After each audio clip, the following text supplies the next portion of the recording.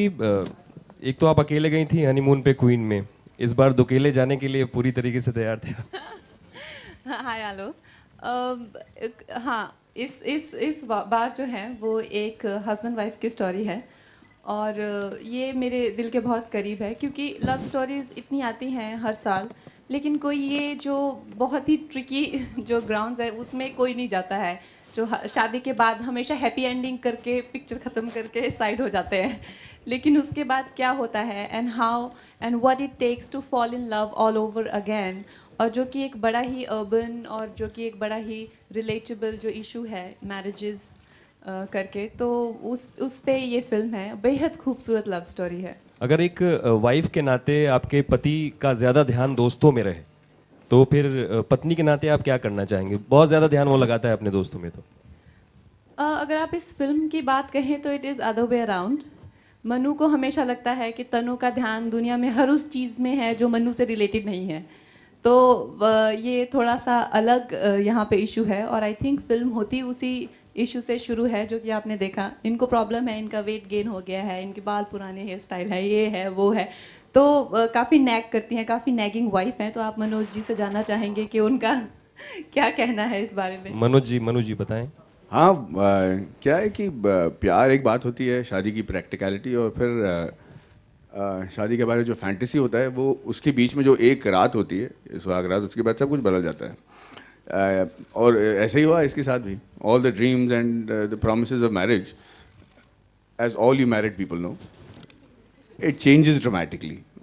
तो ये जो बेचारे जिस उम्मीद से इन्होंने शायद शादी की थी और उनको लगा था कि ये नादान सी जो लड़की है जो पलंग पे सोई है, जिनके अब गाल में ये चुम्मा दे देते हैं, इनके साथ इनका जो लाइफ रहेगा वो थोड़ी बहुत एक्साइटिंग अच्छा रहेगा, वहाँ पे थोड़ी बहुत के बदले में जानलेवा एक्साइटिंग हो जाती है। That's the only difference.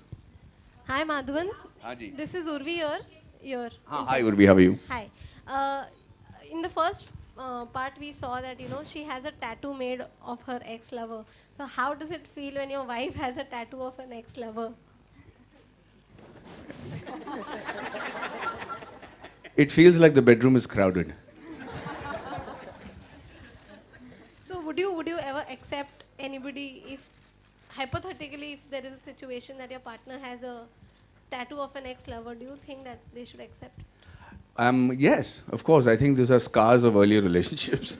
So you just look at it as a scar. If you look at it creatively or what it implies, then there are many things that will ruin your life. So I just look at it as a scar. What do you have to say, Kangana, on the same thing? Tattoo.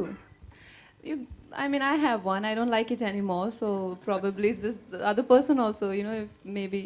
Again, the thing is that how well you know each other, that's what matters, और अगर आप tattoo मिटा देते हैं तो उससे ये तो नहीं हो सकता आप पास्ट चेंज कर सकते हैं, और करना भी क्यों चाहेंगे। I mean, आप उनको इसलिए प्यार करते हैं क्योंकि जो वो हैं और वो हैं अपने पास्ट की वजह से हैं। तो मुझे पर्सनली ऐसे कभी टैटू से या किसी और चीज़ से कभी, ये तो बहुत ही छोटे छोटे इश्यूज़ हैं। Thank you. हेलो कंगना जी, यहाँ आरती सक्सेना। हेलो, आपने 2 कैरेक्टर्स इसमें निभा रही हैं और दत्तो ज़्यादा हावी हो रही है पहली वाली पे, तो आपको क्या लगता है कि दोनों को कैसे आप मेंटेन कर पाएंगी? मुझे बहुत दिक्कत हुई इन दोनों को मेंटेन करने में, क्योंकि दत्तो इतनी अडोरेबल है, इतनी प्यारी लड़की है, और उसको इतना जो उसकी बेबाकी है, जो उसकी एक अजीब सा साहस है उसमें, जो 10,000 लोगों से भिड़ने खड़ी हो जाती है, और उसमें जो एक प्योरिटी है, और जहाँ पे तन्नू थोड़ी सी उसमें भी बहुत एक तरह से तन्नू में भी एक वाइल्डनेस है, लेकिन वो हल्की सी सेल्फिश है, वही उसकी कैरेक्टर की आर्क है। तो दत्तो के सामने तन्नू को टिकाना मेरी ज़िंदगी का सबसे बड़ा चैलेंज था। और इसमें क्वीन वाली बिंदासपना भी है दत्तो में। क्वीन का बिंदासपना, हाँ। क्वीन आई थिंक जो क्वीन आखिरी के शॉट में बनती है वो कहीं ना कहीं दत्तो हैं। Oh, don't ask. बहुत मुश्किल था, और ख़ासकर जो एक हरियाणवी एक्सेंट के साथ में, और काफ़ी हर जॉब के अपने चैलेंजेस होते हैं, तो ये एक हमारा एक अलग बॉडी लैंग्वेज उससे और उसको भाषा से कन्विंसिंग लगाना, वो एक अलग चैलेंज था। देखा एक ही चीज़ दिमाग में चल रही है।